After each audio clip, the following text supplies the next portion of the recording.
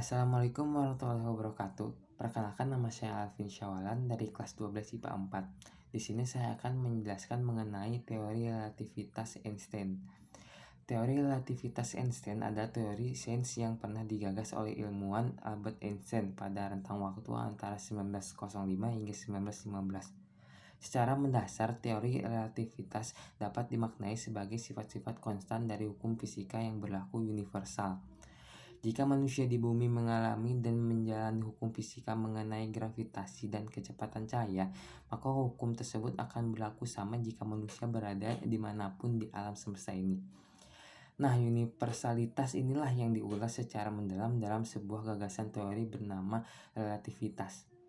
Einstein mengembangkan gagasannya menjadi dua jenis konsep relativitas, yakni relativitas khusus dan relativitas umum. Relativitas khusus menjabarkan tentang universalitas dari semua hukum fisika, misalnya kecepatan cahaya yang akan bergerak dengan kecepatan yang sama bagi semua pengamat. Tidak peduli apakah kita sedang berada di rumah atau dalam pesawat terbang, kecepatan cahaya akan selalu sama dimanapun. Ini membuktikan bahwa hukum fisika juga ternyata berlaku konstan di mana saja.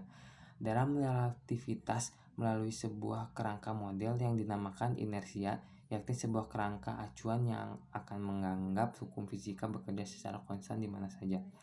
Lalu Einstein menggagas konsep relativitas yang kedua, yakni relativitas umum. Dalam gagasan inilah dijabarkan mengenai perbedaan sudut pandang dan juga gravitasi dari semua partikel yang memiliki massa. Nah, rupanya gravitasi dapat mempengaruhi keadaan ruang dan waktu. Dalam relativitas umum, ruang dan waktu juga bersifat relatif, alias bisa dipengaruhi oleh faktor gravitasi tadi. Secara keseluruhan, memang relativitas umum lebih maju dan dapat melengkapi relativitas khusus. Namun nyatanya keduanya sangat berkaitan erat dan tak dapat dipisahkan. Teori relativitas secara keseluruhan juga telah melengkapi gagasan Isaac Newton sebagai hukum gravitasi. Relativitas umum mengajukan gagasan yang lebih detail, bagaimana gravitasi dapat mempengaruhi keadaan ruang dan waktu. Relativitas sebetulnya sangat mudah untuk dibuktikan dalam kehidupan sehari-hari. Contoh sederhananya adalah perbedaan sudut pandang mengenai waktu. Kamu yang menjalankan hobi kesukaanmu tentu saja akan merasakan waktu berjalan cepat. Padahal orang di sekitar kamu menganggap waktu itu relativitas paling sederhana. Bukti lainnya bisa juga mengacu pada kondisi yang dihadapi oleh astronot di luar angkasa. Astronot yang berada dalam stasiun luar angkasa ISS dalam jangka waktu lama, jika usianya diukur secara detail, maka seharusnya usianya lebih muda dari saudara kembarnya di bumi. Hal ini dapat terjadi karena wahana antariksa ISS bergerak dengan kecepatan hingga 27.000 km per jam. Jika satuan kecepatan ISS tersebut diukur secara relatif dengan waktu bumi, maka astronot berada di ISS akan menjalani hidup 28 mikrodetik lebih lama setiap harinya jika dibandingkan dengan manusia di bumi. Bayangkan saja jika suatu saat ada wahana antariksa yang kecepatannya jauh melampaui kecepatan stasiun ISS. Pasti perbedaan waktu atau usia bisa jadi lebih besar. Fenomena ini dikenal dengan istilah dilatasi waktu.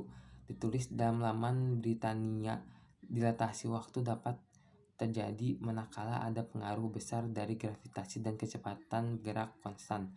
Namun jika pergerakan yang dilakukan hanya ratusan sampai ribuan kilometer per jam, maka perbedaan waktu dilatasi waktu yang terjadi juga tidak akan signifikan. Supaya konsep dilatasi waktu dapat menghasilkan perbedaan waktu yang signifikan, dibutuhkan kecepatan yang sangat cepat, bahkan nyaris melampaui kecepatan cahaya. Misalnya, kalau kamu bergerak dengan kecepatan cahaya saja, maka kamu akan lebih muda setengah usia dibandingkan dengan waktu bumi.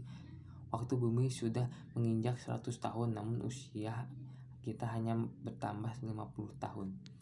Sekian penjelasan saya mengenai teori relativitas Einstein. Terima kasih atas waktunya. Wassalamualaikum warahmatullahi wabarakatuh.